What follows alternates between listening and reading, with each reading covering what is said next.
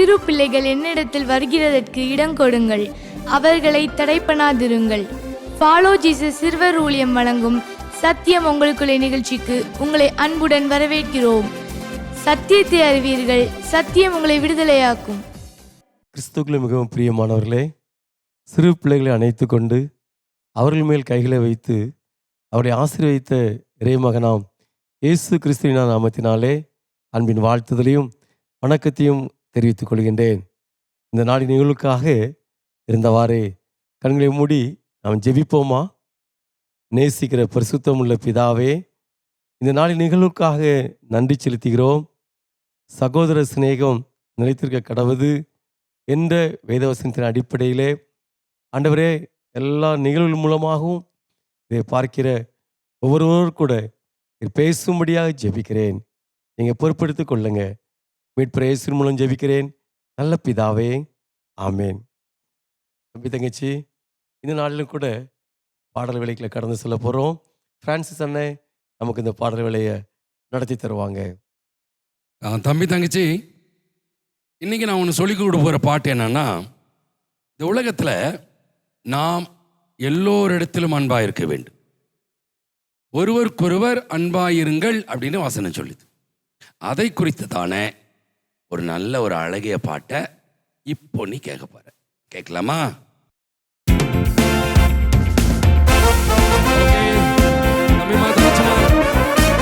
பாடலாம், சேர்ந்து பாடுவோமா?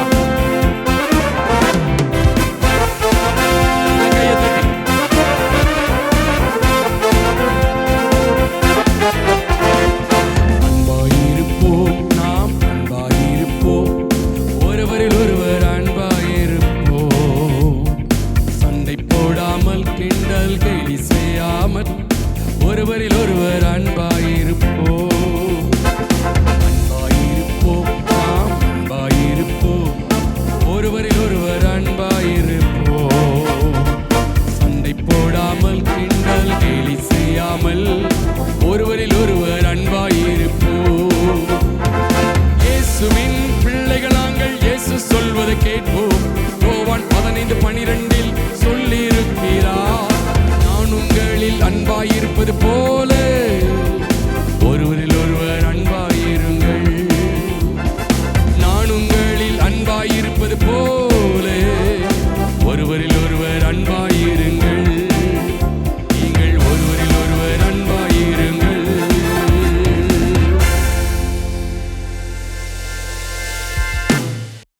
அப்புறம் என்ன, எழுந்து நில்லே, சேர்ந்து பண்ணலாமா?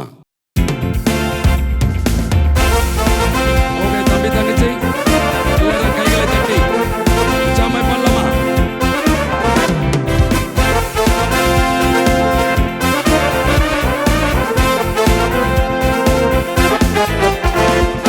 அன்பாயிருப்போம், நாம் அன்பாயிருப்போம், ஒருவரில் ஒருவர் அன்பாயிருப்போம், சண்டை போடாமல் கிண்டல் கேலி செய்யாமல் ஒருவரில் ஒருவர் அன்பாயிருப்போம்.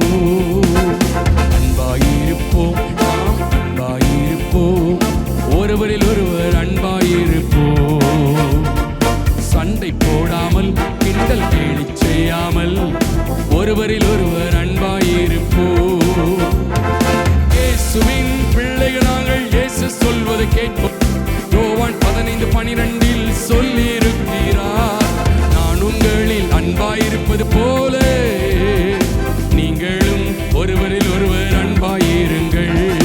நான் உங்களில் அன்பாயிருப்பது போல நீங்களும் ஒருவரில் ஒருவர் அன்பாயிருங்கள். நீங்களும் ஒருவரில் ஒருவர் அன்பாயிருங்கள்.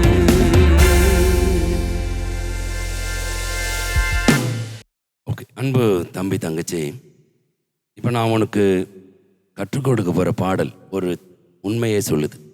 இன்றைக்கி அநேகருடைய வாழ்க்கையில், ஏன் உன்னுடைய வாழ்க்கையில் கூட நான் அழகாகவே இல்லை அப்படின்னு நீ யோசிக்கலாம். உன்னை ஆண்டவர் அழகாக படைச்சிருக்கார். பறவைகள், மிருகங்கள், இவைகள் எல்லாவற்றையும் காட்டிலும் உன்னை ஆண்டவர் அழகாக படைச்சிருக்கார். எதுக்காக நீ வருத்தப்படுற? நான் கருப்பாக இருக்கிறேன், எனக்கு அப்படி அழகே இல்லை அப்படின்ட்டு வருத்தப்படாத. உன்னை ஏசப்பா ரொம்ப அழகாக படைச்சிருக்காரு. எல்லாவற்றையும் பார்க்கிலும் நீ விசேஷமானவன். இந்த பாடலை தான் இப்போ நான் உனக்கு கற்றுக் கொடுக்க போகிறேன். சரியா? பாடலாமா? ரெடி தம்பி தங்கச்சி, இந்த பாட்டு கேளு. நல்ல அழகான ஒரு பாட்டு. ஆக்ஷனை பாரு. பாட்டை கத்துக்கிறியா?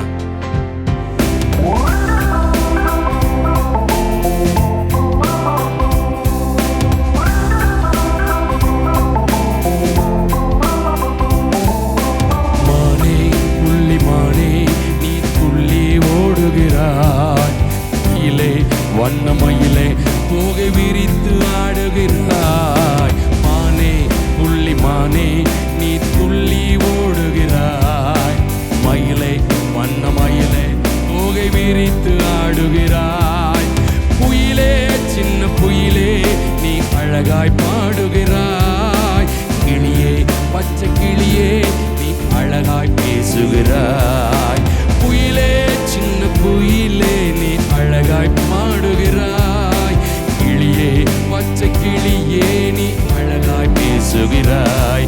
ஆனால் உன்னைதான் அவசாயலாய் தேவன் படைத்தாரே.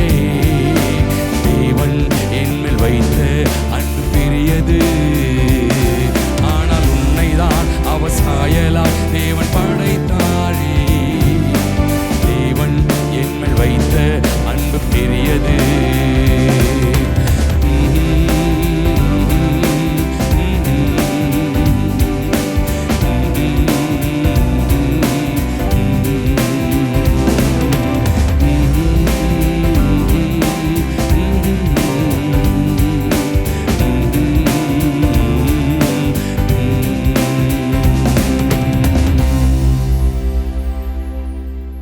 தம்பி தங்கச்சி, உண்மையை கற்றுக்கிட்ட அப்புறம் என்ன, எழுந்து நில்லே, சேர்ந்து பாடலாமா?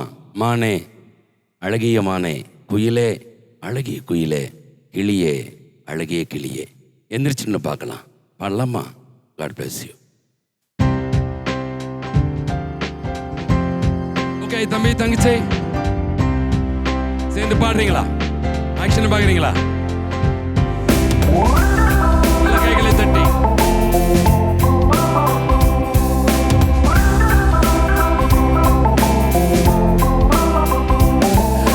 மானே புள்ளி மானே நீ துள்ளி ஓடுகிறாய், மயிலை வண்ண மயிலை தோகை விரித்து ஆடுகிறாய். மானே புள்ளி மானே நீ துள்ளி ஓடுகிறாய், மயிலை வண்ண மயிலை தோகை விரித்து ஆடுகிறாய். குயிலே சின்ன குயிலே நீ அழகாய் பாடுகிறாய், கிளியே பச்சை கிளியே நீ அழகாய் பேசுகிறாய். குயிலே சின்ன குயிலே நீ அழகாய் பாடுகிறாய், கிளியே பச்சை கிளியே நீ அழகாய் பேசுகிறாய். ஆனால் என்னைதான் அவசாயலாய் தேவன் படைத்தாரே. தேவன் என்மேல் வைத்த அன்பு பெரியது. ஆனால் என்னைதான் அவசாயலாய் தேவன் படைத்தாரே. தேவன் என்மேல் வைத்த அன்பு பெரியது.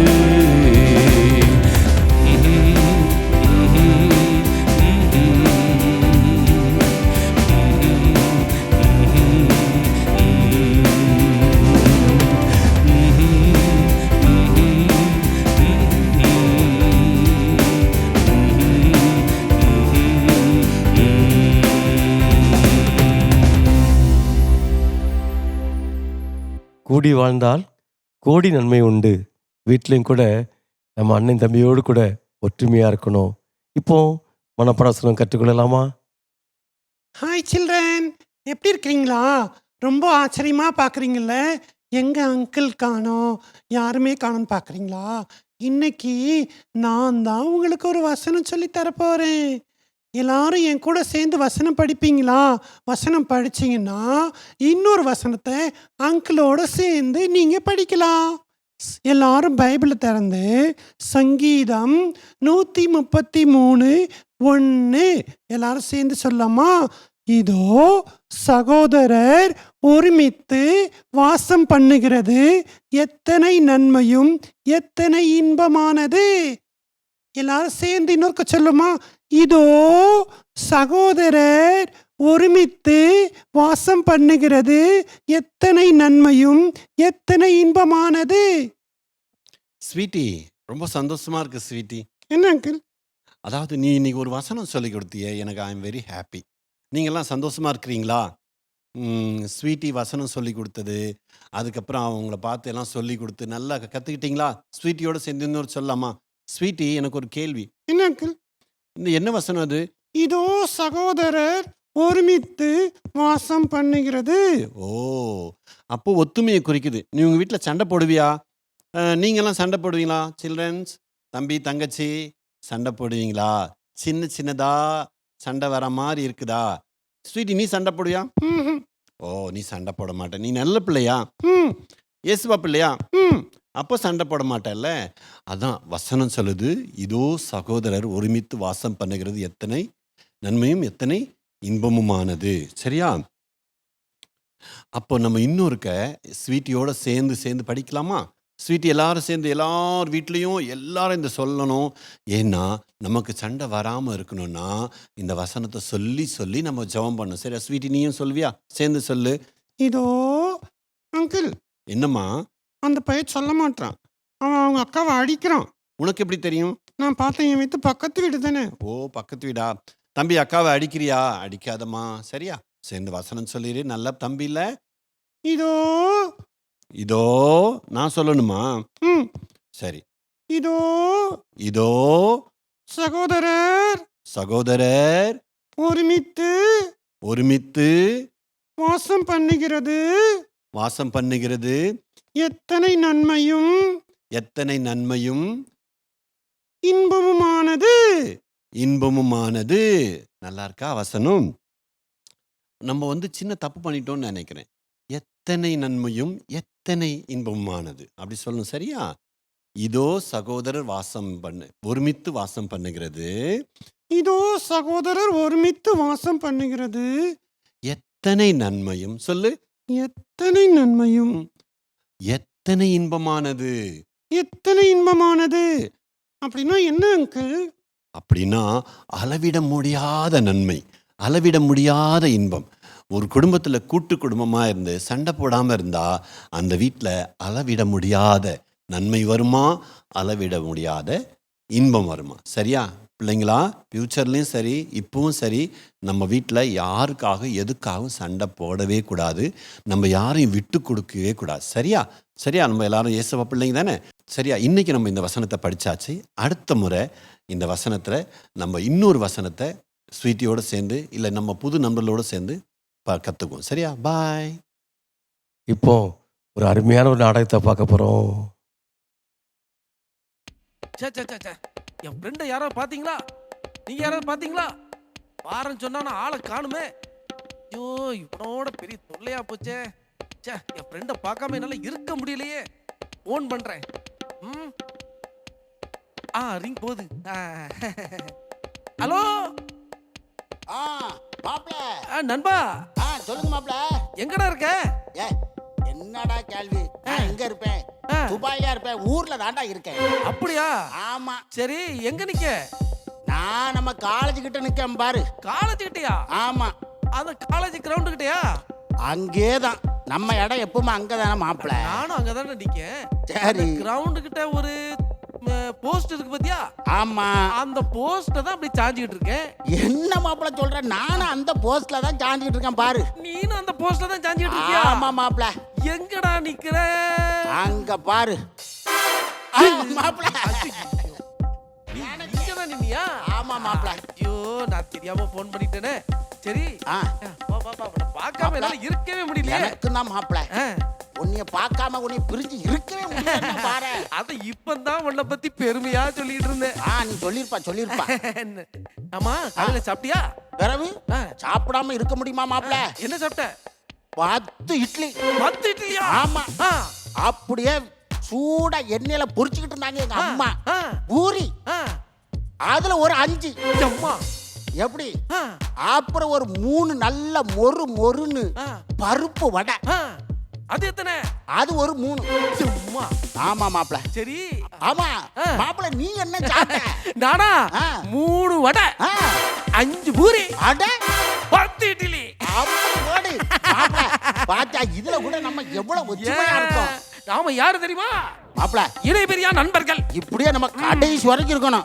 யாரும் பிரிக்க முடியாது. பிரிக்கவே முடியாது. மீறி எவனா பிரிச்சான் அவனை பிரிச்சிருவோம். அவனை பிரிச்சிடணும். சொன்ன இடத்துக்கு வந்துட்டேன். மாப்ள, குறுகிய சந்து, 7வது வீடு. ஆனா குறுகிய சந்துல 2 பேர் நிக்காங்க. அவங்ககிட்ட சொன்னா வழி விட்டுருவாங்க. நினைக்காரு. ஹலோ பிரதர்ஸ், வணக்கம் சார். வாங்க. எனக்கு வெளியூரு பார்த்தாலே தெரியுது. ஒரு ஃபங்க்ஷனுக்கு வந்தேன். இந்த சந்து வழியே தான் போனோம் என்னுடைய நண்பர் வீட்டுக்கு. சரி, கொஞ்சம் வழி விட்டீங்கன்னா நல்லா இருக்கும். நாங்க இணை பெரியா நண்பர்கள். நாங்க இணை பிரியா நண்பர்கள். எங்களை யாரும் பிரிக்க பிரிக்க முடியாது. முடியாது. ஆமா. நண்பா, அங்கிட்டு விட்டுறாத. விட மாட்டேன் மாப்ள. விடாத, விடாத. ஐயோ, இது என்னடா புதுசா இருக்கு. நண்பர்களே, போயிருவாரான்னு கொஞ்சம் வழி விட்டுட்டீங்கன்னா போயிடும். இந்த பக்கம் சுவர் இருக்கு, அந்த பக்கம் சாக்கடை கான் ஓடிட்டு இருக்கு. உழுந்து போ. இப்படி நல்ல ஐடியா. இப்படி சொல்றீங்களே, இவங்கிட்ட இப்படி பேசிட்டு இருந்தா ஒப்பேராதுன்னு நினைக்கிறேன். ஏய், விடாத, விடாத, விடாத, விடாத மாப்ள. நம்மள குத்து, பாட்டி மாப்ள. எப்படி நம்மள விட்டு அவர் போயிருக்காரு ஆளுக்குள்ள விடுறான் பாரு. அதானே, நம்மள பிரிக்க முடியுமா? ஒருவேளை அதிகமா வளர்ந்து சின்ன பசங்களாவே இருப்பாங்களோ தெரியலையே. ஐயா மாப்ள, நைஸா மேல அப்படியே மாப்ள, கட்டி மாப்ள. கையை கட்டி மாப்ள, விடாத. எப்படி அவர் நம்மள மீறி போயிருவார் நான் பாக்க. நம்மள பிரிக்க முடியுமா? ஐயா போடுறான். போன பிறவில பிடிச்சுக்க மாப்ள. போன பிறவில என்னதான் பிறந்தாங்களோ தெரியலப்பா. நைஸா அப்படி போயிரும். தலைவுல தலையில உட்கார் மாப்ள. விடாத. விடாத. மேக்கப்லாம் கலைஞ்சு போச்சே. முடிய பிச்சிட்டேன். காலத்துல மசாஜ் பண்ண மாதிரிலாம் பண்றாங்கப்பா. ஆ? அப்படி இப்படி போகும் தெரியலையே. நைஸா அந்த கான் பக்கத்துல அப்படி போய் வா வா உள்ள உளுந்து போ. காலில் பட்டாலும் பரவாயில்ல. ஆ. போட்டு உடு உடு. அண்ணா. ஐயே, சாக்கடை. ஸ்டாண்ட் பூரா சாக்கடை. சாக்கடை. உங்களுக்கு இவ்வளவு சந்தோஷம்.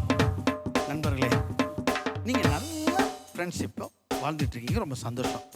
உங்களுடைய நட்பு வளர்க. ஆனா இப்படி மத்தவங்களுக்கு ஒரு இடையூறு இல்லாம உங்க ஃப்ரெண்ட்ஷிப்பை மெயின்டைன் பண்ணுங்கப்பா. பிரிக்க முடியாது. பிரிக்க முடியாது. இருக்க முடியாதா? பரவாயில்ல. ஆனா உங்களுடைய நட்பை நிறைய இடங்களை நம்ம சொல்லணும். கட்டாயம். என்ன, ஒரு செல்ஃபி எடுத்து அழகா எடுத்துக்கங்க மாப்ள. சரி மாப்ள. பாய் போயிட்டு வா. அங்க போய் காலம் வராம பாரு. கையை வேலை கடிச்சு விட்டேன். மாப்ள, எப்படி நம்மள பிரிக்கணும்னு நினைச்சாரு. முடியுமா? நண்பா, ஆ. இன்னைக்கு ஆ. சாயங்காலம் 5 மணிக்கு நம்ம மீட் பண்றோம் இதே இடத்துல. ஆமா மாப்ள, உங்க மாமா ஏதோ என்னைக்கோ வாரேன்னாங்களே, என்னைக்கு? அது முக்கியமான விஷயத்தை மறந்துட்டேன் பாத்தியா? அதானே, உங்க மாமா நீ வாரேன்னு சொன்னாங்க. எங்க மாமா சிங்கப்பூர்ல இருந்து வராங்க. சிங்கப்பூர். அதனால 5 மணிக்கு வந்துடுறேன். சரியா? மாப்ள, சிங்கப்பூர்ல இருந்து வாரேன்னு சொல்றாப்ல. ஏதாவது வாங்கிட்டு வராம வரமாட்டாப்ல. கண்டிப்பா உனக்கு நான் நிறைய சாக்லேட், பிஸ்கட் எல்லாம் கொண்டு வருவேன். கொண்டு வரணும் மாப்ள. கண்டிப்பா. ஆமா, சிங்கப்பூர் சாக்லேட் இன்னைக்கு நம்ம சாப்பிடுறோம். கண்டிப்பா நீ சாப்பிடுற. சரி மாப்ள, 5 மணிக்கு பாப்போம்.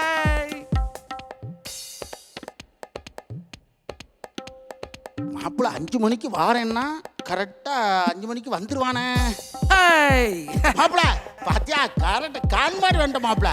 மாப்ள, மாமா வந்தாங்களா என்ன? மாமா சிங்கப்பூர்ல இருந்து வந்தாங்கல்ல, அத பார்த்தாலே தெரியுதா? வரும்போது மாப்ள சாக்லேட்லாம் கொண்டு வந்தாங்களா என்ன? 10 சாக்லேட் அண்ணா உனக்குன்னு. நான் சொன்ன பாத்தீங்களா, என் மாப்ள சாக்லேட் கொண்டு வரான்னு. உனக்குன்னு எடுத்து வச்சேன். அதானே, எங்க மாப்ள, எங்க காட்டு காட்டு மாப்ள. வரும்போது ஒவ்வொன்னா சாப்பிட்டுட்டே வந்தேன். கண்டிப்பா உனக்கு கொடுத்துடணும் சாப்பிட்டு வந்தேன். சரி மாப்ள, சாக்லேட் எங்க? கடைசில இங்க வரும்போது எல்லாம் காலியா போச்சு. சாக்லேட் போனா போகுது. என்ன நண்பா நீ?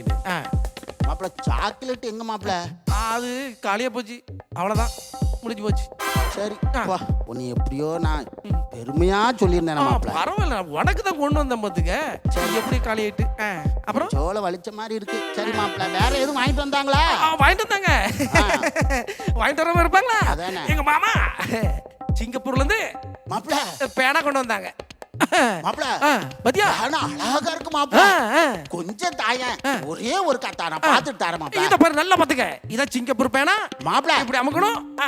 தா மாப்பிள்ள, நான் எழுதி பார்த்துட்டு தரேன் மாப்பிள்ள. எழுதி நான் பார்க்கணும். இங்க பாரு, இப்படி அமுக்கணும், அப்படி கையில எழுதணும், அப்படி அமுக்கணும். எப்படி? ஆமா, இது எங்களுக்கு தெரியாது பாரு. கையில அமுக்கணும், எழுதணும்னு. மாப்பிள்ள கொஞ்சம் தந்தா என்ன எங்க மாப்பிள்ள? மாமா யாருக்கும் கொடுக்க கூடாது, இது உனக்கே உனக்கு தான் அப்படின்னு இருக்காங்க. பெரிய மாமா இவர் மாமா சொன்னாரா எழுதி பார்க்க கூடாதுன்னு சொன்னாரா? இவர் உடனே யாருக்கும் எழுதி பார்க்க கொடுக்க மாட்டாரா? டேய், வா மாப்பிள்ள, நீ நான் உன் என்ன பேரன் பத்தி நீ. பேசு, ஆ, எங்க மாமா மட்டும் பத்தி பேசாத. அப்படிதான் பேசுவேன். டேய், உங்க மாமா பெரிய இவரா? ஆமா, உன்னை விட எங்க மாமா பெருசு தான்டா. பாத்தியா மாப்பிள்ள, ஆ, உனக்கு உங்க மாமா பெருசாயிட்டாரு, நான் சின்னதாயிட்டேன். ஆமா, வா மாப்பிள்ள. மாமா பத்தி பேசுற நீ. ஏய், இங்க பாரு, உங்க மாமா பத்தி தான் பேசுவேன். எங்க மாமா பத்தி பேசாத. பெரிய மாமா. ஏய், ஒரு மாமா பியானோ பத்தி பேசுற நீ, மாமா பத்தி பேசாத. வாங்கி தந்தவனா ஒரு பெரிய ஆளா? மாமா பத்தி பேசுற நீ. ஒரு பியானோ வாங்கி தந்தவனா ஒரு பெரிய ஆளா? மாமா பத்தி பேசுற நீ. உங்க பியானோ தந்தவனா மாமா பத்தி பேசுற. உங்க பியானோ மாமா பத்தி பேசு. என்ன பண்ற? என்ன பண்ற? என்ன பண்ற? என்ன பண்ற? ஐயோ, ஐயோ, உங்களையா இவ்வளவு நேரம் போட்டு அடிச்சேன்? Sorry sir. பரோட்டாவுக்கு மாவு பிசைஞ்ச மாதிரி பிசைஞ்சு எடுத்துட்டு உங்களையும் அடிச்சேன். இதுல வேற கேள்வி. யாருப்பா நீங்க?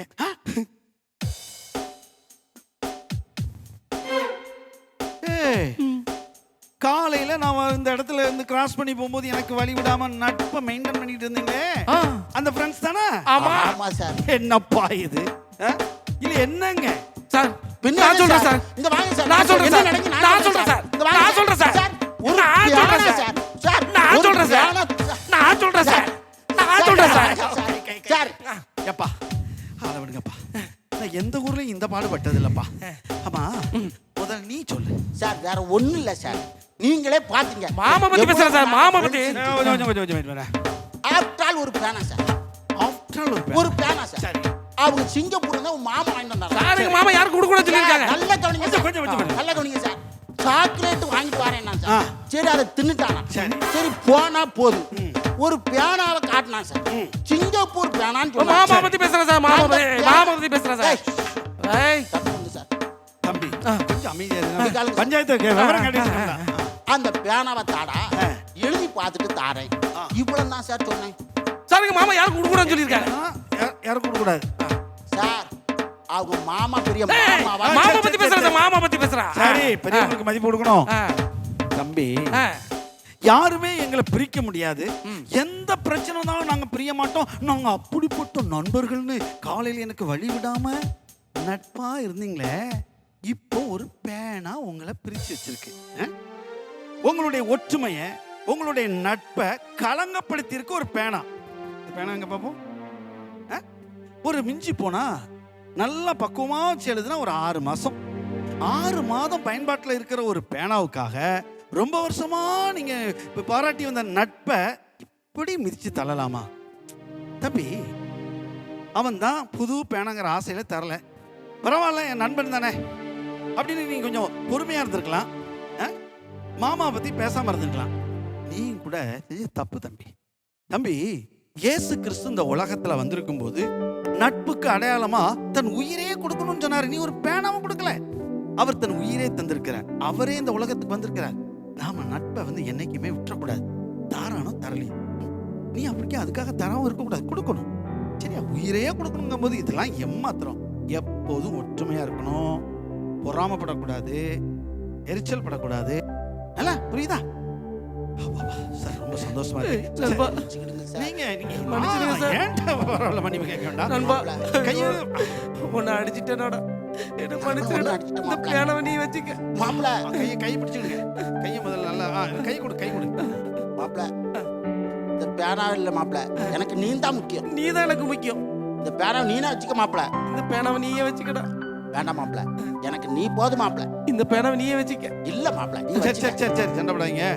உங்களுடைய இந்த நட்பின் அடையாளமா மறுபடியும் நீங்க ஒன்னா சேர்ந்ததுக்கு அடையாளமா நானே வச்சுக்கிறேன்.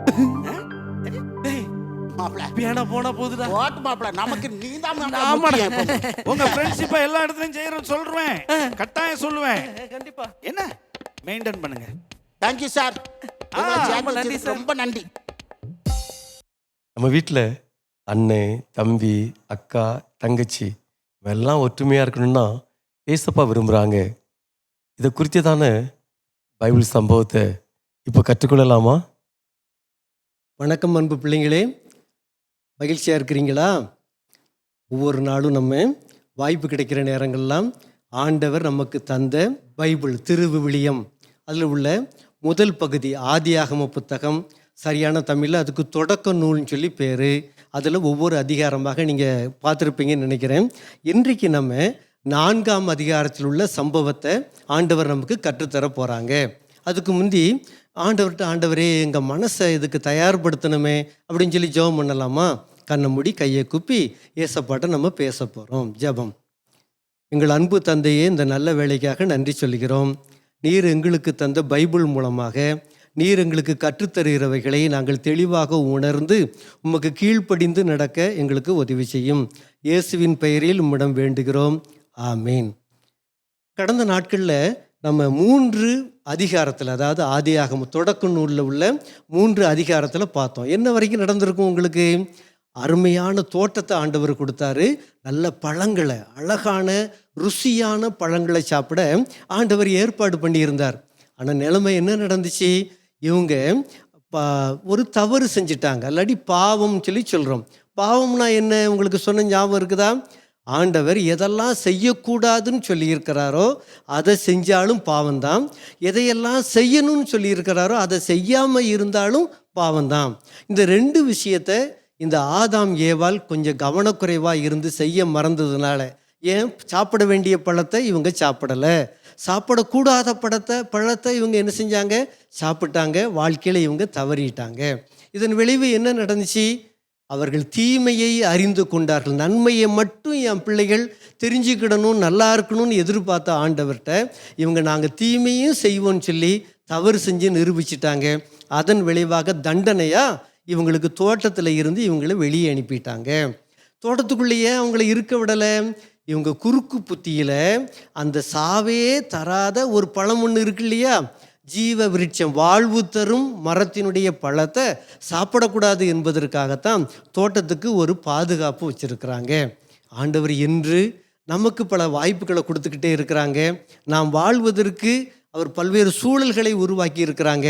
நம்ம விரும்பி சில தவறுகளை செஞ்சு நம்மளை கெடுத்துக்கிறோம். கடவுள் நமக்கு ஏகப்பட்ட வாய்ப்பை தராங்க. ஆனால் அந்த வாய்ப்புகளெல்லாம் கெடுக்கிறது நம்ம தான். இந்த அருமையான உலகத்தை கொடுத்துருக்குறாங்க. இந்த உலகத்தை கெட்டு போகிறதுக்கு காரணமாக இருக்குது நாம் தான். நம்முடைய உடம்புல நோய் இல்லாமல் நம்ம வாழணும்னு ஆண்டவர் விரும்புகிறார். நோயை உருவாக்கி கொண்டது நாம் தான். ஆனால் பழியை கடவுள் மேலே போட்டுறதும் இல்லையா? ஆண்டவர் நம்மிடம் எதிர்பார்ப்பது என்ன தெரியுமா? தவறு செஞ்சால் கூட அதை ஒத்துக்கொண்டு தவறிலிருந்து திருந்துங்கன்னு சொல்கிறாங்க. ஆனால் ஆதாம் ஏவாள் செஞ்ச பிரச்சனை என்ன தெரியுமா? தவறை அவர்கள் ஒத்துக்கொள்ளவே இல்லை. அதில் திருந்துவதற்கான முயற்சியும் அவங்க என்ன செய்யலை? எடுக்கலை. அதனால் தோட்டத்திலேருந்து வெளியே அனுப்பிட்டாங்க. இப்போ தோட்டத்தில் இருந்து வெளியே போய் கஷ்டப்பட்டுக்கிட்டே இருக்கிறாங்க. அவங்களுக்கு முதல் குழந்தை பிறக்குது. ஆனால் அந்த குழந்தை பிறக்கிறதுக்கு முந்தி, தோட்டத்தில் இருந்து வெளியே வர்றதுக்கு முந்தி ஆதாம் அந்த அக்காவை பார்த்து ஏவாள்னு பேர் வச்சாங்க. ஏன் பேர் வச்சாங்க தெரியுமா? ஆண்டவர் சொன்னார், ஏவாளுக்காக ஒரு தண்டனையாக நீங்கள் அடுத்து குழந்தையை பெற போகிறீங்க, வேதனையோடு பெறுவீங்கன்னு சொன்னாங்க இல்லையா? ஆக நமக்கு ஒரு குழந்தை வருவது என்று தெரிந்த உடனே இந்த உலக மக்களுக்கெல்லாம் தாயானவள் நீ என்ற அர்த்தத்தில் அவங்களுக்கு ஏவாள்னு பேர் வச்சாங்க. அந்த ஏவாளால் தான் நம்ம கெட்டு போயிட்டோம் தெரிஞ்சிருந்து கூட ஏவாள் மேலே கோபப்படாமல் அவங்களுக்கு ஒரு நல்ல பேர் வைக்கிறாங்க. என் அன்பு சின்ன பிள்ளைங்களே, நீங்கள் பல நேரங்களில் உங்கள் பக்கத்தில் இருக்கிறவங்களுக்கு பட்ட பேர்லாம் வைக்கிறீங்களா? அது நல்லதான்னு பாருங்களேன். அவங்கவுங்க அப்பா அம்மா அவங்களுக்கு என்ன பேர் வச்சுருக்கிறாங்களோ அதை வச்சு கூப்பிடுங்க. அதைத்தான் அவங்களும் சந்தோஷப்படுவாங்க, அவங்கள படைத்த கடவுளும் சந்தோஷப்படுவாங்க. அதனால் யாரையும் தவறான பேர்லேயோ கேலி பண்ணுற பேர்லேயோ பட்ட பெயர்லையோ அழைக்காமல் இருக்கிறது ரொம்ப நல்லது. இந்த ஆதாமனை நமக்கு முன்மாதிரியாக அதை கூட என்ன செஞ்சுருக்கிறாங்க. சரி, வெளியே வந்தாங்க. அவங்களுக்கு அழகான ஒரு பையன் பிறக்கிறான். மூத்த பையன். அவருடைய பேர் என்ன பேர்? முதல்ல காயின். அந்த பையனை பெறும்பொழுது இவங்க என்ன சொல்கிறாங்க தெரியுமா? இது கடவுள் எங்களுக்கு கொடுத்த ஒரு பெரிய அருள் கொடை, அவருடைய அருளால் தான் எனக்கு கிடைச்சதுன்னு சொல்லி தான் அவங்களுக்கு காயின் பேர் வச்சாங்க. அதுக்கப்புறம் ஆபேல்னு ஒரு பையன் பிறந்தான். இப்படி இவங்களுக்கு அடுத்து ஏகப்பட்ட பிள்ளைகள் இவங்களுக்கு பிறந்தாங்க. முதல்ல இந்த காயின் ஆபேலுக்குரிய சம்பவத்தை மட்டும் நம்ம இன்றைக்கி பார்க்க போகிறோம். 2 பேருக்குமே வேலை செய்யறதுக்கு அவங்க அப்பா அம்மா கற்றுக் கொடுக்குறாங்க. காயினுக்கு என்னதுன்னா, எப்பா நீ விவசாய தொழில் வச்சு பிழைச்சிக்கோ, நல்ல ஏகப்பட்ட பழ மரங்களை வளரு, நம்ம அங்கே தோட்டத்தில் இருக்கும்போது நாங்கள் எப்படி சாப்பிட்டோம் அதை மாதிரி நம்ம இங்கேயும் சாப்பிடலாம் அப்படின்னு சொல்லி விவசாய வேலையை செய்ய வச்சுருந்தாங்க. அடுத்து ஆபேலுங்கிறவங்களுக்கு என்ன வேலை தெரியுமா? இவங்களுக்கு உடுத்துவதற்கு உடைக்கி ஆண்டவர் தோல்னால தானே செஞ்சார். அப்படின்னா இவங்களுக்கு இன்னும் தோள்கள் நிறைய தேவைப்படுறதுனால ஒரு ஆடுகளை மேய்க்கிற ஒரு பணியை கொடுத்த, ஆடுகளை கால்நடைகளை உருவாக்குகிற பாதுகாக்கிற ஒரு வேலையை கொடுத்தாங்க. 2 பேரும் வேலை செய்யும் பொழுது இவங்க பெற்றோர் என்ன கற்றுக் கொடுத்தாங்கன்னா, எப்பா நம்ம வேலை செய்கிறதுல பலன் கிடைச்ச உடனே முதல் வேலையை அதை கடவுளுக்கு கொண்டு போய் பலியாக கிடையாது காணிக்கையாக கொடுத்து பழகணும் அப்படின்னு சொல்லி கற்றுக் கொடுத்தாங்க. உங்கள் அப்பா அம்மா அப்படி சொல்லி கொடுத்துருக்குறாங்களா? கோயிலுக்கு போனால் காணிக்கை போடணுங்கிற விஷயத்த சொல்லி தந்தால் நீங்கள் கண்டிப்பாக காணிக்கையே போடணும். அந்த காணிக்கையை வீட்டுக்கு கொண்டு வந்துடக்கூடாது, அதில் கவனமாக இருங்க. அது மாதிரி கண்ணால் பார்க்குற இல்லாத இயலாத ஏழைகளுக்கு இருப்பதை கொடுக்க, மனசார கொடுக்க பழகுங்க. உங்கள் கூட படிக்கிற, இல்லாட்டி உங்கள் கூட பயணம் செய்கின்ற, உங்கள் கூட விளையாடுகிற ஒவ்வொருவருக்கும் குறைஞ்சபட்சம் உங்கள் குடி தண்ணீரையாவது அவங்க இல்லாதவங்களுக்கு பகிர்ந்து கொடுக்க பழகுங்க. இது கடவுள் நமக்கு கற்றுத்தந்து இருப்பதை பிறருக்கு பகிர்வு, அடுத்தவங்களுக்கு கொடுக்கறதுக்கு தான் கடவுள் நமக்கே கொடுத்துருக்கிறாரு அப்படிங்கிற உண்மையை நீங்கள் புரிஞ்சுக்கிடணும். இதை ஆதாம் ஏவாள் அவங்க பிள்ளைக்கு என்ன செஞ்சாங்க? கற்றுக் கொடுத்தாங்க. அதனால் 2 பேரும் அப்பா அம்மா சொல்லியிருக்காங்களே அப்படின்னு சொல்லி அந்த தோட்டத்துக்கு எதிர நின்று கடவுளுக்கு போய் படைப்பதற்காக அதை போனாங்க. அப்போ ஆண்டவர் வந்தார். என்ன சொன்னாங்க? இந்த காயின் ஆபேல் நீங்கள் 2 பேரும் உங்கள்கிட்ட விளைஞ்சதை, இப்போ காயின் என்ன கொண்டு வந்திருப்பாங்க? காய்கறிகளை கொண்டு வந்திருக்கிறாங்க. ஆபேல் ஒரு சிறப்பான ஒரு ஆட்டுக்குட்டியை அவங்ககிட்ட இருக்கிறத ஒன்று கொண்டு வந்திருக்கிறாங்க. 2ஐயும் பார்க்குறாரு. ஆபேல் கொண்டு வந்ததை ஆண்டவர் இது நல்லா இருக்குது அப்படின்னு ஏற்றுக்கிட்டாங்க. ஆனால் காயின் கொண்டு வந்ததை ஆண்டவர் ஏற்றுக்கிடலை. இப்போ காயினுக்கு கொஞ்சம் மனசு கஷ்டமாகி கோபம் வருது. ஆமாம், கோபம் வந்தோடனே அவங்க முகம்லாம் மாறுது. இப்போ ஆண்டவர் நேராக காயின்கிட்ட பேசுகிறேன். காயின், என்ன, எதுக்கு, ஏன் இப்படி கோவப்படுறீங்க? உங்கள் முகம்லாம் ஏன் மாறி இருக்குது? நான் என்ன மாதிரி தானே உங்களை படைச்சிருக்கிறேன், ஏன் சாந்தமான இந்த முகம் இன்னைக்கு விகாரமாக மாறி இருக்குது, ஏன் அப்படின்னு கேட்குறார். அப்போ காயின் பதிலே சொல்ல மாட்டேங்கிறார். அப்போ ஆண்டவர் சொல்கிறார், எப்பா உன் தம்பி நல்லது செஞ்சாங்க, அவங்க வாழ்க்கையில் உயர்ந்திருக்கிறாங்க, நீங்களும் நல்லது செய்யுங்க. நன்மை செய்தால் உனக்கு உயர்வு கிடைக்கும். நீ நல்லதை செய்ய. நீ கொண்டு வந்த பொருளை என்ன மனசில் கொண்டு வந்த? நான் பொருளை சொல்லலை, அதனுடைய அளவை சொல்லலை, ஆனால் கொண்டு வந்த மனநிலையை தான் பார்க்குறேன். நீ உங்கள் அப்பா சொன்னதுக்காக, கடமைக்காக இதை கொண்டு வந்து வச்சது நியாயமா? ஆனால் உன் தம்பி அப்படி செய்யலையே. கொஞ்சம் யோசனை பண்ணி பாருப்பா. மனசார செய்ய, நல்லதை செய்யுங்க, முழு மனசோட செய்யுங்க, கண்டிப்பாக வாழ்க்கையில் உயரலாம். அப்படி நீங்கள் செய்யாட்டி உங்கள் கோபமே உங்களை கெட்டவனாக மாற்றிடும். ஆமாம், உன்னுடைய கோபம் உன்னை மிருகமாக மாற்றிடும். அது உன்னை பல கெட்ட செயல்களை செய்ய தூண்டும். என்னுடைய எதிராளி உன் பக்கத்திலே, உன் மனசை மாற்றுறதுக்கு பக்கத்திலே இருக்கிறான். அதான் பைபிளில் போட்டிருக்கு, வாசல் படியில் படுத்திருக்கிறான்னு சொல்லி போட்டிருக்குது. பக்கத்திலே இருக்கிறான். உன் மனசை முழுவதும் நிறைச்சி உன்னை யாண்டிருந்து பிரிக்க பார்க்குறான். அதனால் கோபத்தை விட்டு நீ மாறி இருப்பா, எரிச்சலை விட்டு மாறி இருப்பா அப்படின்னு சொல்லி சொல்கிறாங்க. ஆனால் காயின் ஆண்டவர் நேரடியாக பேசுனதுக்கு கொஞ்சம் கூட கீழ்ப்படியவே இல்லை. என் அன்பு தம்பி தங்கச்சி, பைபிள் மூலமாக ஆண்டவர் நமக்கு போதிக்கிறார், சொல்லி கொடுக்குறார். உங்கள்கிட்ட நேரடியாக பேசுவது போன்று பைபிள் மூலமாக பேசுகிறாங்க. நீங்கள் கொஞ்சம் கீழ்ப்படிவீங்களாப்பா, அன்பாக கேட்பீங்களா, இதை பிறருக்கு செய்வீங்களா? ஆண்டவர் நம்மகிட்ட ரொம்ப எதிர்பார்க்குறார். காயின் அதை செய்யலை. அதே கோபத்தில் போகிறாங்க. வயலில் வேலை பார்த்துக்கிட்டு இருக்கிற, வயல் பக்கத்தில் இருக்கிற அந்த ஆணையமாக ஆடுகளை மேய்ச்சிக்கிட்டு இருப்பாங்கன்னு நினைக்கிறேன். அவங்க தம்பியை போய் அதே கோபத்தில் அடித்து கொன்றுதாங்கப்பா. ஒரு கொலை செஞ்சிருந்தாங்க. உலகத்தில் நடந்த முதல் கொலை அதுதான். கொலைக்கு காரணம் என்ன? சின்ன விஷயம், எரிச்சல், கோபம், பொறாமை. என் காணிக்கை கடவுள் ஏற்றுக்கிடல, அதை ஏற்றுக்கிட்டாரே. எதுக்கு? நீ நல்ல மனசா செய்யலையே, அதையே ஒத்துக்க முடியலை உன்னால. ஆதாம் ஏவாளும் தனது தவறை ஒத்துக்கிடலை, இந்த காயினும் தனது தவறை ஒத்துக்கிடலை. அப்பா, என்ன தப்பு செஞ்சாலும், பெரிய தவறோ சின்ன தவறோ, முதல்ல தப்பு, நான் செஞ்சது தப்பு தான் அப்படின்னு ஒத்துக்கிடுங்க. நீ எந்த தப்பு செஞ்சாலும், ஆண்டவரே நான் தப்பு செஞ்சுட்டேன், என்னை மன்னிச்சுக்கிடுங்கன்னு சொன்னீங்கன்னா, அந்த நொடியிலே அவர் நமக்கு சிலுவையில் சிந்திய இரத்தத்தின் மூலமாக அதுக்குரிய தண்டனையெல்லாம் அவர் ஏற்றுக்கொண்டதுனால நம்ம தவறை மன்னிக்க ஏசப்பா காத்திருக்காங்க. அதனால் தவறை மனசுக்குள்ளே வச்சு அடுத்தவங்க மேலே பொறாமையாக பார்த்துக்கிட்டே இருக்கிற அந்த பொறாமை உங்களுக்கு கோபத்தை உருவாக்கும். கோபம் எரிச்சலை உருவாக்கும். உங்கள் சாந்தமான மனசை, முகத்தையே அது மாற்றிடும். கடைசியில் கொலையில் கொண்டே முடிச்சிரும்பா. அதனால் பொறாமை என்பது ஒரு பெரிய கொடுமையான நோய். கோபத்தை உருவாக்குகிற ஒரு நோய், கடவுள்கிட்ட பிரிக்கிற ஒரு நோய். தயவு செய்து கோவப்படாதீங்க. நீங்கள் யார்கிட்டையாவது சண்டை போட்டிருந்தீங்கன்னா, யார்கிட்டையாவது எரிச்சலாக இருந்தீங்கன்னா, இன்றைக்கி ஆண்டவர்கிட்ட ஜெபம் பண்ணி அவங்ககிட்ட போய் கை கொடுங்க, அவங்ககிட்ட பேசுங்க, அவங்களோட ஒப்புரவாகுங்க. இதை ஆண்டவர் ரொம்ப விரும்புகிறார். ஆனால் காயின் இதை செய்யலை, ஆபேலை கொலை பண்ணிட்டாங்க.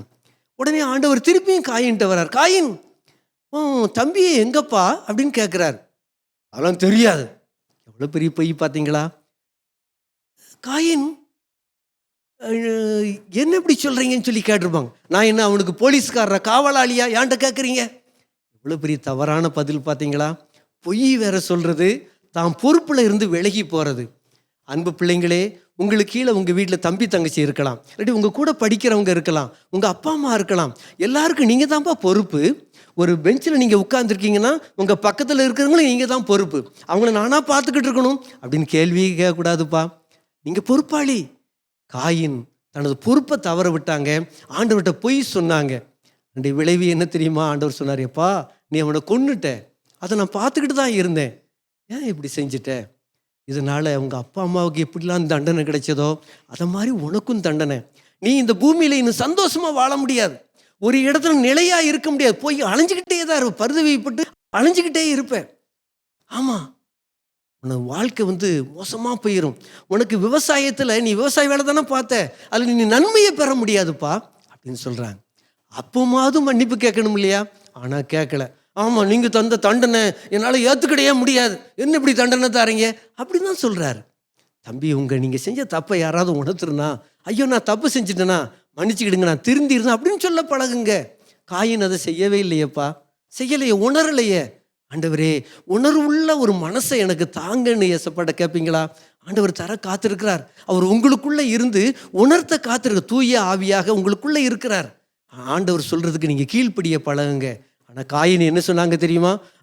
எனக்கு இந்த தண்டனை என்னால் ஏற்றுக்கவே முடியாது, நான் உங்களை விட்டுட்டு தூரமாக போவேன், பார்க்குறவன் என்னை கொன்று போட்டுருவானே அப்படின்னு தான் கேட்குறாரு. அப்படின்னா நான் பிழைக்கணுமே அப்படின்னு கேட்குறாரு. இப்போமாவது ஒரு நல்லதை கேட்டிருக்கலாம் இல்லையா? அப்போ ஆண்டவர் சொல்கிறாரு, சரி நீ அங்கங்கே போவே, உன்னை ஒருத்தரும் கொல்லாதபடிக்கு உனக்கு ஒரு அடையாளத்தை போடுறேன் அப்படின்னாரு. என்ன அடையாளத்தை போடுறேன்னா என்ன? அது பைபிளில் இல்லை. அடிமனம் பின்னாடி படிக்கிறதில்ல. வானவில்னு சொல்லி ஒரு அடையாளத்தை ஆண்டவர் வானத்தில் வைத்திருந்தாங்க. அதை மாதிரி ஏதோ ஒரு அடையாளத்தை வச்சுருந்துருக்கலாம். ஆனால் அதில் இருந்து ஒரு பெரிய மாற்றம், அதாவது இவர் அதை பெற்றுக்கிட்டாரு, அங்கேருந்து கடந்து போக ஆரம்பித்தார். பாருங்கள், கடைசி வாய்ப்பு. காயினோடு ஆண்டவர் நேரடியாக பேசுகிறாரு. ஆனால் எந்த பேச்சுமே இவர் கேட்கல. ஆண்டவர்கிட்ட தனக்கு சாதகமான மனமாற்றத்தை அவர் கேட்கவே இல்லை. உங்கள்கிட்ட ஆண்டவர் இன்னைக்கு பேசுகிறாங்க. யாருக்கெல்லாம் கிடைக்காத உங்கள் தாய் மொழியில் உங்கள்கிட்ட ஆண்டவர் பேசிக்கிட்டு இருக்கிறாங்க. கேட்பீங்களா? மனசை மாற்றிக்குவீங்களா? இல்லாட்டி காயினை போல் மனசை கல்லாக்கி தொடர்ந்து தவறு மேலே தவறு செஞ்சுக்கிட்டே இருக்கிறீங்களா? நீங்களும் கெட்டு போய் அடுத்தவங்களையும் அழிச்சிருவீங்க. ஏசப்பா என் மனசை மாற்றுங்கன்னு ஜெபிக்கலாமா? கண்ணு மூடி கை குப்பி ஜெபம் பண்ணுவோம், ஆண்டவர்கிட்ட கேட்போம். ஏசப்பா, நீங்கள் எங்களோடு கூட பேசுகிறீங்க. எங்கள் பெற்றோர் எங்களுக்கு கற்றுத்தந்த நல்ல காரியங்களுக்கு நாங்கள் கீழ்ப்படிஞ்சிருக்கணும். காயின் ஆபேல் முதல்ல கீழ்ப்படிஞ்சு காணிக்கையை தந்தாங்க. ஆனால் ஒரு நபர் கடமைக்காக அதை செஞ்சாங்க, முழு மனசோடு செய்யலை. நாங்கள் எங்கள் ஆசிரியர், பெற்றோர், பெரியவங்க சொல்லும்போது அதை கடமைக்காக முணுமுணுத்துக்கிட்டே செய்யாமல் அப்படியே கீழ்ப்படியணும், மனசாக செய்யணும். எங்களுக்கு அப்படி நல்ல மனசை தாங்க சாமி. ஆண்டவரே, நாங்கள் பொறாமப்படக்கூடாது, எரிச்சல் படக்கூடாது, சாந்த குணத்தை தாங்க. எங்களுக்கு இந்த உலகத்தில் சண்டைக்காரங்க எதிரியே இருக்கக்கூடாது. எல்லார்ட்டையும் போய் நாங்கள் சமாதானமாகி நல்லவங்களாக இருக்கணும். எங்களுக்கு உதவி செய்யுங்க சாமி, கிருபை தாங்க. உமக்கு நீங்கள் சொல்கிறபடியெல்லாம் நான் வாழணும், உதவி செய்யுங்க. இயேசுவின் பெயரில் கேட்கிறேன், ஆமென். தம்பி தங்கச்சி, இந்த காயினும் ஆபேலும் சண்டை போட்டாங்க. நமக்கு நன்மை செய்தால் தான் மேன்மை உண்டு. உடன் பிறந்தவங்களுக்கு நம்ம எப்பொழுதும் நன்மை தான் செய்யணும். அதை குறித்ததான ஒரு உண்மை சம்பவத்தை நம்ம கேட்கலாமா? உனக்கு நடந்தது தெரியுமா? ஒரு கதை, உண்மையான கதை, அதை நான் உனக்கு சொல்ல இருக்கிறேன். சகோதர சிநேகத்தில் நிலைத்திருத்தல். ஒரு அண்ணன் தன்னுடைய வயலை உழுது கொண்டு இருக்கும்போது திடீரென்று அவனுடைய தம்பி இரத்தக்கரை உள்ள சட்டையோடு ஓடி வருகிறான். அதை கண்ட அண்ணன், தம்பி தம்பி என்று அலறி அடித்து உழவு தொழிலை விட்டுவிட்டு ஓடி வந்து பார்க்கும்போது என்ன நடந்தது தெரியுமா தம்பி தங்கச்சி? உடனே தம்பி சொல்லுகிறார், ஓடி வரும்போது அண்ணா அண்ணா என்று கத்துகிறார். கிட்டத்தட்ட வந்து அண்ணன், தம்பி என்ன நடந்தது, ஏன் இப்படி இரத்தக்கரையாக இருக்கிறது என்று அவர் கேட்கும்போது என்ன நடந்தது தெரியுமா? ஒரு கிராமத்தில் 2 பேர் இரட்டை குழந்தையாக பிறந்தார்கள். அதிலே ஒருவர் தான் உழவர் தொழில் செய்கிறவர், இன்னொருவர் கெட்ட கொம்பார் நாய் சுற்றி திரிந்தவர். இப்படி சுற்றி திரியும் போது தான் ஆகாத வேண்டாத நண்பர்களோடு சேர்ந்து சண்டையிட்டு கோபத்தினாலே ஒருவரை கொன்று விட்டார். ஆக தம்பியை காப்பாற்ற வேண்டும் என்ற அந்த சகோதர சிநேகம் அவரை ஏவினது, அந்த அன்பு துடித்தது. அதனாலே என்ன செய்தார் என்றால், தம்பி உடனே உன்னுடைய சட்டையை கழட்டு, நான் போட்டுக்கொள்கிறேன் என்று சொல்லி அதை போட்டுக்கொண்டு வீட்டுக்கு போகிறார். வீட்டுக்கு போன உடனே கதவை தட்டுகிற சத்தம் கேட்கிறது. டொக் டொக் டொக் டொக் டொக் என்ற சத்தம் கேட்கிறது. கதவை திறந்து பார்க்கிறார். போலீஸ்காரர்கள் வந்து நிற்கிறார்கள். ஏய் கொலையாளி நீதானே? ஆம் என்று ஒப்புக்கொண்டார். இரத்தக்கரை உள்ள சட்டையோடு அவரை விலங்கிட்டு போலீஸ் ஸ்டேஷனுக்கு அழைத்து செல்கிறார்கள். விசாரிக்கிறார்கள். அவர் தண்டனைக்கு உட்படுகிறார். சில ஆண்டுகளுக்கு பின்பு விடுதலை பெற்று வரும்போது தம்பி ஓடி போய் கழுத்தை கட்டி, அண்ணா நான் செய்த கொலைக்காக நீங்கள் பலியாகி விட்டீர்கள், நீங்கள் தியாகம் செய்து விட்டீர்கள், உங்களுடைய வாழ்க்கையை தொலைத்து விட்டீர்கள் சொல்லும்போது அண்ணன் சொன்னார், தம்பி உனக்காக நான் எதையும் செய்ய வேண்டாம், என் உயிரையும் விடுவேன், எனக்கு சகோதர சிநேகம்தான் முக்கியம் என்று அவர் சொல்லி சேர்ந்து கட்டி இரத்த கண்ணீர் வடித்தார். ஆனந்த கண்ணீர் வடித்து அவர்கள் இருவரும் ஒருவராய் ஒற்றுமையாய் வாழ்ந்து ஆண்டவரை ஏற்றுக்கொண்டு ஆண்டுடைய நாமத்தை மகிமைப்படுத்தினார்கள். தம்பி தங்கச்சி, இன்றைக்கு உன்னுடனே பிறந்த தம்பி தங்கையோடு நீ அன்பாக இருக்கிறாயா, ஐக்கியமாக இருக்கிறாயா, ஒற்றுமையாக இருக்கிறாயா, பிரிவினையாக இருக்கிறாயா, கோபமாக இருக்கையா, சண்டையாக இருக்கியா? இந்த யூடியூப் சேனல் வழியாக இந்த கதையை கேட்கிற தம்பி தங்கச்சி, என்ன மன வருத்திருந்தாலும் இதன் மூலமாக சகோதர சிநேகம் உன்னிடத்திலே காணப்பட வேண்டும், சகோதர சிநேகம் நிலைத்திருக்க வேண்டும். இதோ சகோதரர் ஒருமித்து வாசம் பண்ணுவது எத்தனை இன்பம் எத்தனை மகிழ்ச்சியுமாயிருக்கின்ற வேத வசனத்தின்படி இந்த யூடியூப் சேனல் இந்த கதை மூலமாக நீ உன்னை ஒப்பு கொடுத்து அவர்களோடு, அண்ணனோடு, அக்காவோடு, தம்பியோடு நீ பிரிவினைப்பட்டிருந்தால், கோபப்பட்டிருந்தால், சண்டைப்பட்டிருந்தால் ஒற்றுமையாகி சகோதர சிநேகத்தில் நிலைத்திருக்க ஆண்டவர் உனக்கு கிருபை செய்வாராக. ஆமென். தம்பி தங்கச்சி, இந்த உண்மையான சம்பவத்தின் மூலமாக தம்பி செய்த தவறுக்கான தண்டனையை அண்ணன் பெற்றுக்கிட்டான்ல, எவ்வளோ பெரிய அன்பு இல்லை? அதே போல் நாமும் அன்பாக இருக்கணும், சகோதர சிநேகம் நிலைத்திருக்க கடவுதுன்னு சொல்லி கற்றுக்கிட்டோம்ல. ஆண்டவரே எனக்கும் அந்த அன்பு சகோதர சிநேகத்தை தாங்கன்னு சொல்லி ஏசப்பட்ட கேட்கலாமா? கண்களை மூடி நம்ம ஜெபிப்போம். நேசிக்கிற பரிசுத்தமுள்ள பிதாவே, இந்த நிகழ்வுக்காக உங்களுக்கு நன்றி செலுத்துகிறோம். அப்பா, விட்டு கொடுக்க வேண்டும், அன்பு கூற வேண்டும் என்று கற்றுக்கொண்டோம். அப்பா, நீர் எங்களுக்கு கொடுத்த அண்ணன், தம்பி, தங்கை, அக்கா அவர்களோடு கூட அன்போடு பழகவும், ஒருவருக்கொருவர் நன்மை செய்யவும் எங்களுக்கு உதவி செய்யுங்க. எங்களை ஆசீர்வதிங்க. மீட்பர் இயேசுவின் மூலம் ஜெபிக்கிறேன் நல்ல பிதாவே, ஆமேன். இந்த நிகழ்ச்சியை கண்டுகளித்த அனைவருக்கும் நன்றியை தெரிவித்துக் கொள்கிறோம். அவர் address S Esudiyan Sitharaj children ministry, 6/131 college street, Pillaiyanmanai, Nazareth, Thoothukudi district, Tamil Nadu. அவர் ஃபோன் நம்பர் 9443462783.